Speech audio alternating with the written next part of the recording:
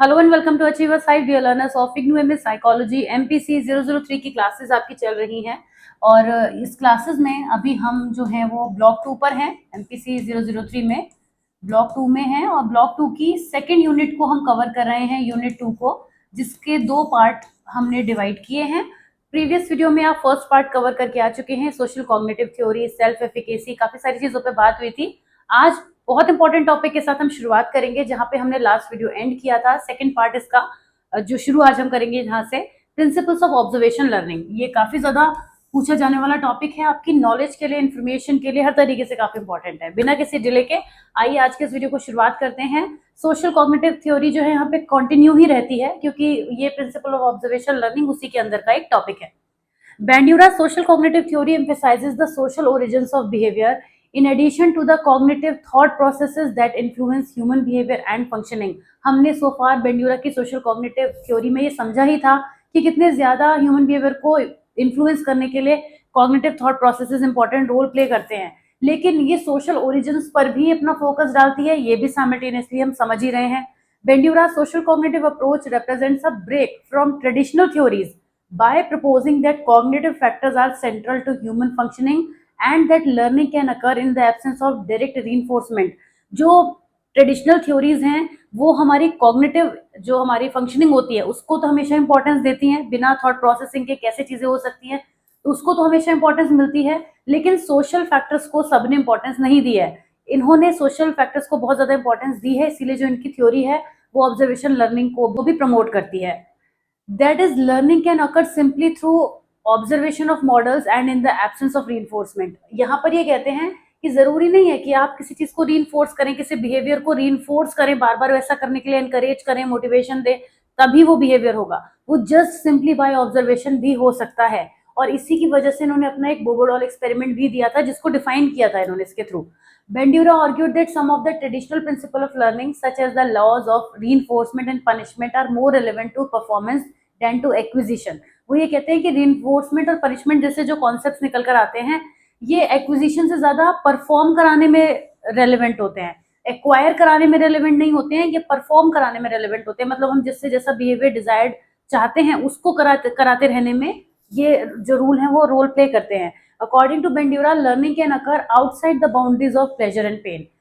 Reinforcement में, punishment में, इन सब के थ्रू, इन सब के अलावा भी लर्निंग हो सकती है।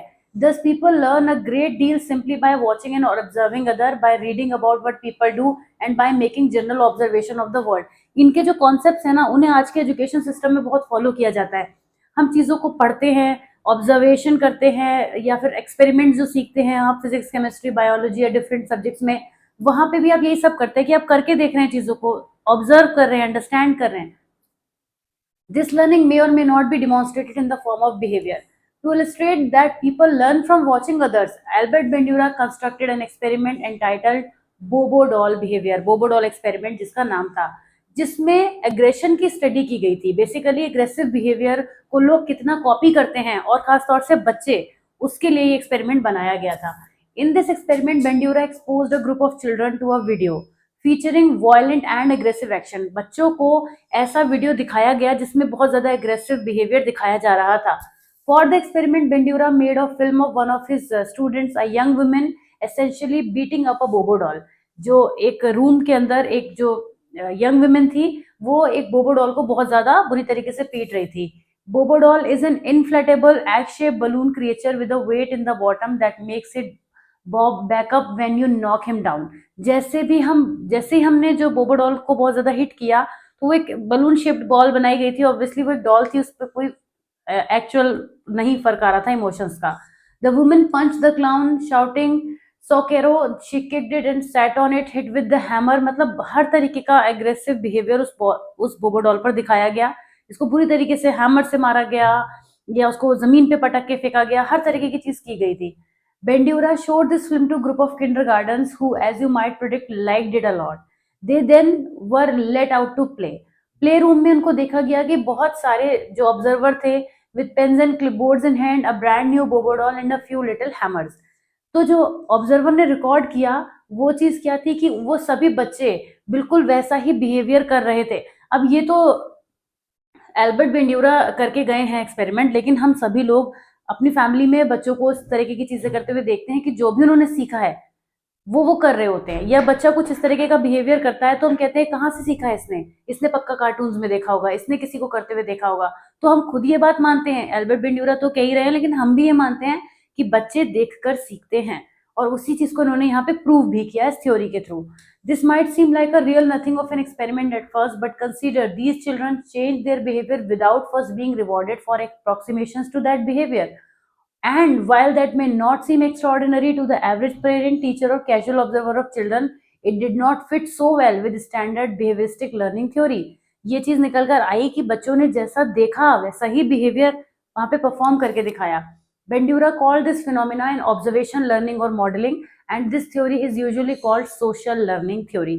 यही social learning की थ्योरी है जिसमें जो बच्चे देखकर चीजों को सीखते हैं, इसके अलावा और कोई नई बात इसमें नहीं है। Bandura did a large number of variation on the study. अब इस स्टडी को उन्होंने बदला, क्योंकि आपको पता है यही थ्योरी बाद में सोशल कॉग्निटिव थ्योरी के नाम से जानी जाती है। द मॉडल वॉज रिवॉर्डेड और punished in a variety of ways. The kid were rewarded for their imitation. The model was changed to be less attractive or less prestigious and so on. बार बार इसी theory में बहुत सारे changes किए गए। Responding to criticism that Bobo doll were supposed to be hit, he even did a film of the young women beating up a live clown. ऐसा भी किया गया कि लाइव दिखाया गया चीजों को होते हुए पे।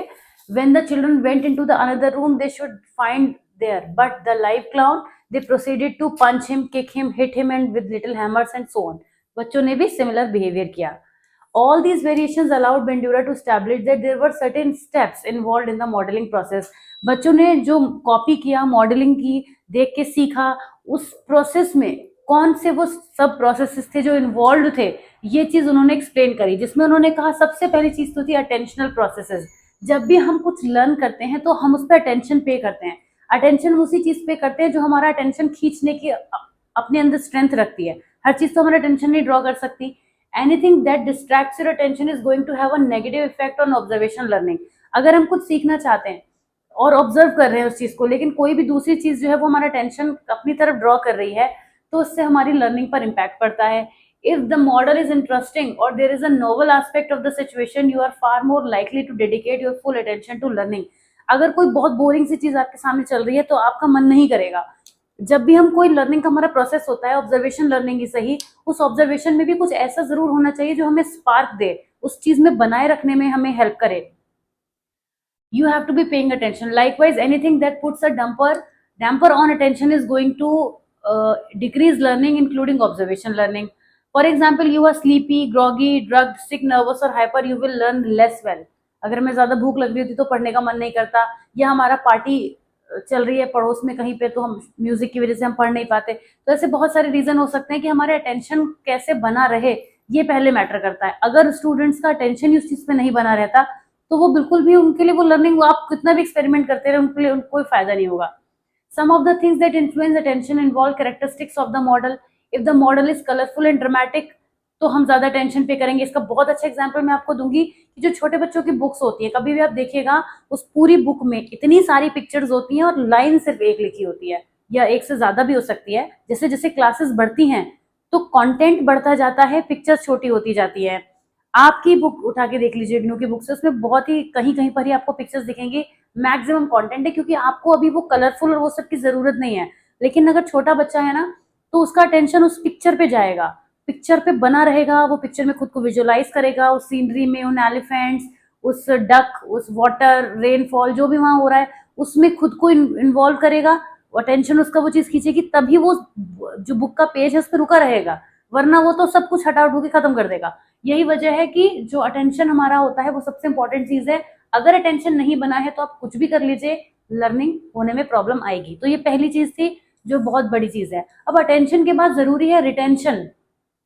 रिटेंशन का मतलब है कि जो चीज इंटरेस्टिंग है, क्या वो हमारा इंटरेस्ट बनाए रखने की भी कैपेबिलिटी रखती है, या फिर वो just for a time being. Attention तो हमारा इमीडिएट हो सकता है, बट रिटेंशन लंबा चलता है। तो अटेंशन तो हो गया, हम किसी को अपनी तरफ अट्रैक्ट करके तो ले आए, लेकिन अब उसको बनाए रखना हमारा काम है। जैसे इसको अदर देन इससे भी कॉन्सेप्ट से भी जोड़ूंगी कि जब लोग नए रिलेशनशिप्स में होते हैं तो अटेंशन तो बड़ी जल्दी हो जाता है, मगर वो रिटेंशन बनाए रखना, उस रिलेशनशिप को मेंटेन करे रहना बड़ा डिफिकल्ट हो जाता है, क्योंकि एक पॉइंट के बाद आपके लिए चीजें बोरिंग हो जाती हैं। तो इसका मतलब ये है कि अटेंशन के साथ रिटेंशन भी जरूरी है, वरना चीजें ब्रेक होने लगेंगी। The ability to store information, वो लर्निंग प्रोसेस में वो भी जरूरी है। Retention can be affected by a number of factors, but the ability to pull up information later and act on it is vital to observation learning. तो हमें चीजों को रिटेंशन में रखना बहुत जरूरी है, चाहे वो किसी भी फॉर्म में हो, इमेजिनरी हो, लैंग्वेज के फॉर्म में हो। We store what we have seen the model doing in the form of mental images, schemas जिन्हें आप कहते हैं। उस एक्सपेरिमेंट पे आ जाते हैं जहाँ पे मॉडल जो भी कर रही थी वो चीजें बच्चों के माइंड में पिक्चर बनती गई कि उसने हैमर से मारा, उसने पुश किया, उसने वॉल पे थ्रो किया। ये सब इमेजरीज जो है वो बच्चे के माइंड में बनती चली गई, जिससे कि रिटेंशन रहा। अगर वो क्रिएटिव तरीके से ना करती, सिंपल तरीके से करती, तो शायद बच्चे को वो ध्यान न रहता। लेकिन वो इतनी क्रिएटिव तरीके से और वेराइटी ऑफ तरीकों से हुआ था कि उस जो एक्सपेरिमेंट था उसमें रिटेंशन होना ही होना था। दिन है reproduction processes. Once you have paid attention to the model और रिटेन भी कर ली है, it is time to actually perform the behaviour you have observe. हम जो भी ऑब्जर्वेशन के थ्रू लर्न कर रहे हैं उसे कहीं जाके एग्जीक्यूट भी तो करेंगे। लर्निंग होती किस लिए है? स्टोर करने के लिए थोड़ी होती है, उसको जाके एग्जीक्यूट करने के लिए भी होती है। तो अब जो है रिप्रोडक्शन कैसा है, यानी कि हम उस बिहेवियर को एक्चुअली परफॉर्म कितना कर पा रहे हैं। Through the reproduction process you have to translate the images और डिस्क्रिप्शन इनटू एक्चुअल बिहेवियर। जो भी पिक्चर माइंड में बनी है उसको परफॉर्म करके दिखाने का टाइम है, तो वो हम कितने अच्छे से कर पा रहे हैं ये भी मैटर करता है। So you have to ability to produce the behaviour in the first place. Another important tidbit about reproduction is that our ability to imitate improves with practice at the behavior involved। जितनी हमारी अच्छी tendency होगी उस चीज को repeat कर पाने की, उससे भी हमारा बिहेवियर जस्टिफाई हो पाएगा। ओके, इसीलिए कहते हैं ना practice is the key. Practice करने से हम उस चीज को और अच्छे तरीके से कर पाते हैं। Motivational processes, and yet with all this you are still not going to do anything unless you are motivated to imitate, that is until you have some reason for doing it. तो observation learning तब होती है जब हम किसी काम को करने के लिए मोटिवेटेड भी रहें। हमने उसको सीख तो लिया पर उसे करने का मन ही नहीं कर रहा है। जैसे आपने ड्राइविंग सीखी लेकिन आपका मन ही नहीं कर रहा है ड्राइव करने का, उस समय तो मन कर रहा था, वो सब तो आपने सीख लिया प्रोसेस के थ्रू। लेकिन अगर आप उसके लिए मोटिवेटेड नहीं है या आपको उससे कुछ भी बेनिफिट फील नहीं हो रहा है तो आप वो काम नहीं करेंगे। तो इसी तरीके से मोटिवेशन भी एक इंपॉर्टेंट प्रोसेस हो जाता है। तो इन 4 प्रोसेस से मिलकर हमारा ये कंप्लीट हो जाता है। In the theory of observation learning Bandura mentions a number of motives. कौन कौन से मोटिव्स हो सकते हैं? पास्ट रीइंफोर्समेंट, जो कि ट्रेडिशनल बिहेवियरिज्म जिसमें हम कहते हैं। प्रॉमिस्ड रीइंफोर्समेंट, जो हम इमेजिन करते हैं। विकेरियस रीइंफोर्समेंट, यानी कि जो भी हम देख देख के सीखते हैं उससे हम रीइंफोर्स होते हैं। ये all the above 3 are traditionally considered to be the things that cause learning, जिनकी वजह से लर्निंग होती है। ये जो भी मोटिवेशन देखे हमने। Bandura states that they do not so much cause learning as they cause us to demonstrate what we have learned. This is Bandura sees them as motives. Negative motivation भी जो होते हैं वो हमें रीजन देंगे किसी चीज को इमिटेट ना करने का, जैसे कि पास्ट पनिशमेंट, प्रॉमिस्ड पनिशमेंट या विकेरियस पनिशमेंट। अगर किसी भी तरीके का पनिशमेंट हमें उस चीज से मिला है तो हमारा उस काम से मन हट जाएगा। ओके, अब आ जाते हैं विकेरियस लर्निंग की तरफ। Vicarious learning is simply learning by observation. Closely related to observation learning is vicarious learning, another distinct feature of Bandura's social cognitive theory। ये प्रोसेस है लर्निंग का जिसमें हम लोगों को देख कर सीखते हैं। From other people's behavior is a central idea of social cognitive theory. This idea asserts that individuals can witness observed behavior of others and then reproduce the same action। जो हमने देखा उसको वापस से किया, ये हमारी vicarious learning दिखाता है। As a result of this, individual refrain from making mistakes, जिसकी वजह से अगर हमने किसी की दूसरे की गलती से सीखा है ना तो हम उसको रिपीट भी नहीं करते, दूसरों की गलती से सीख लेते हैं। Psychological theories have traditionally emphasized learning through the effects of one's action. If knowledge and skill could be acquired only by direct experience, the process of cognitive and social development would be greatly retarded। यानी कि अगर केवल और केवल knowledge और skills ही हमें हमारे experiences को प्रोसेस कराने में हेल्प करते तो ये फिर इनका कोई मतलब नहीं रह जाता। तो दोनों ही चीजें मैटर करती हैं। तो इसी के साथ यही सब बातें रिपीट होती रहती हैं। यहाँ पे आगे बढ़ते हैं। Much of social learning occurs either deliberately or inadvertently by observing the actual behaviour of others and the consequences for them. या तो हम किसी के बिहेवियर को देखकर उससे सीखते हैं या उससे जो परिणाम निकले वो कितना बेनिफिशियल रहा। जैसे आपने किसी को देखा कि उसने बहुत अच्छे से पेंटिंग करी, ड्राइंग करी, फिर एक दिन ऐसा आया उसकी पेंटिंग ड्राइंग सेल होनी शुरू हो गई, तो आपको लगेगा कि अरे इस मेहनत करने से तो ये फायदा हो सकता है। तो आप उसके कॉन्सिक्वेंसेस से भी जो है वो सीखने की कोशिश कर सकते हैं। However, a great deal of information about behavior pattern and the effects they have on the environment is gained from models portrait। इससे भी फर्क पड़ता है कि करने वाला पर्सन कैसा था। वो खुद में बहुत ज्यादा मोटिवेटेड है तो वो आपको भी मोटिवेशन देगा in a way. A major significance of symbolic modelling. Modelling भी कई तरीके से होती है, आप सिंबॉलिक भी हो सकती है, किसी पर्सन के थ्रू भी हो सकती है, तो वो कैसे हुई है, जिस भी तरीके से हुई है, मॉडलिंग या विकेरियस लर्निंग अपना रोल प्ले करती है। There is another aspect of symbolic modeling that magnifies its psychological and social effect. During this course of their daily lives, people have direct contact with a small sector of the environment.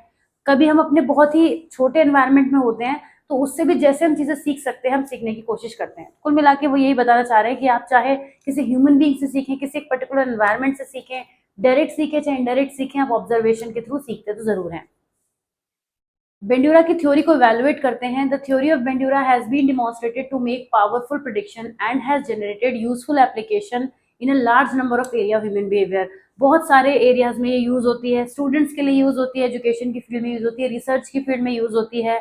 और most significant contribution है social cognitive theory का, इसकी applied value ये actually में apply की जा सकती है। फिर भी कुछ डिमेरिट्स भी हैं, मेरिट्स भी हैं, और काफी ज्यादा कंसिस्टेंट मानी गई है जो बेंड्यूरा की थ्योरी है। Some researchers have argued that the theory lacks attention to biological and hormonal processes. तो कुछ लोग कहेंगे ही, वो तो सब कहते ही हैं, कुछ ना कुछ अपने तरीके से दिया जाता है। लेकिन ये जो ऑब्जर्वेशन लर्निंग पर बहुत फोकस करती है, ये एक्चुअल में हमारे स्टूडेंट्स के लिए, हमारे एज अ टीचर हमारे काम आती है, हम अपने स्टूडेंट्स भी यूज कर सकते हैं, as a parent as a guardian हमारे घर के बच्चों को समझने में काम आती है। तो ऑब्जर्वेशन लर्निंग बहुत हेल्प करती है और खुद को भी अंडरस्टैंड करने में बहुत हेल्प करती है। तो कुल मिला के थ्योरी है तो काम की, और एग्जाम में भी पूछी जाएगी तो अच्छे से पढ़ के आप जाइएगा। मेरा तो बस यही कहना है फिलहाल के लिए, क्योंकि अब हम नेक्स्ट यूनिट की तरफ स्विच करेंगे। और कैसा लगा आपको ये वीडियो जरूर बताइएगा। मिलती हूँ आपसे नेक्स्ट वीडियो में। Take care of yourself, bye bye.